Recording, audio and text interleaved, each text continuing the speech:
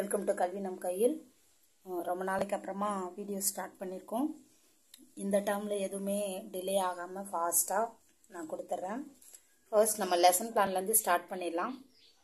S A mark entry போடுறதை பற்றி இதை முடிச்சுட்டு நான் ஒரு வீடியோ போடுறேன். ஃபர்ஸ்ட் வந்து நம்ம தமிழ் பார்க்க போகிறோம். 4-5 செகண்ட் டேர்ம் 2024-25ஓட லெசன் பிளான். நான் வந்துட்டு நார்மல் ஃபார்மேட்டில் எழுதாமல் கொஞ்சம் என்னோட டிஸ்ட்ரிக்டில் வந்து இந்த மாதிரி எழுதணும்னு சொல்லியிருந்தாங்க லாஸ்ட் இயர். அதாவது அன்னைக்கு என்ன நடத்துகிறோம், அதோட எல்ஓ என்ன, அதோட டிஎல்எம் என்ன.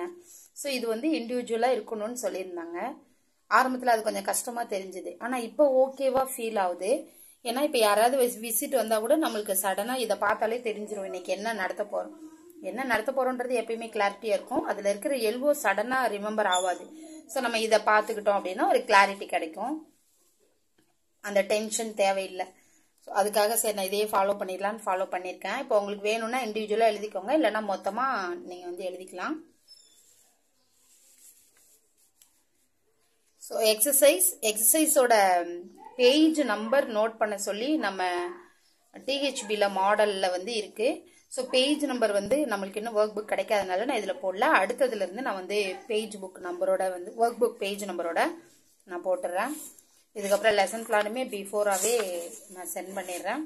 ஸோ எல்லா லெசன் பிளானுமே இந்த செகண்ட் வீக்குக்கு தமிழ் மீடியத்துக்கு என்ன தேவையோ அதை எழுதிக்கலாம். பிகாஸ் நான் தமிழ் மீடியம் ஹேண்டில் பண்ணுறேன்.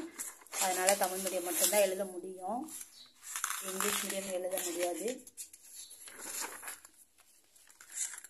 ஸோ அவ்வளோதான் டிஎல்எம். அது அடுத்த டிஎல்எம் ஒரு வீடியோஸாக நம்ம கண்டினியூஸாக பார்க்க ஆரம்பிச்சிடலாம். இதோட பிடிஎஃப் லிங்க் வந்து நான் டிஸ்கிரிப்ஷனில் கொடுக்குறேன். லெசன் பிளான் லிங்க்கு எடுத்து யூஸ் பண்ணிக்கோங்க. தேங்க்யூ.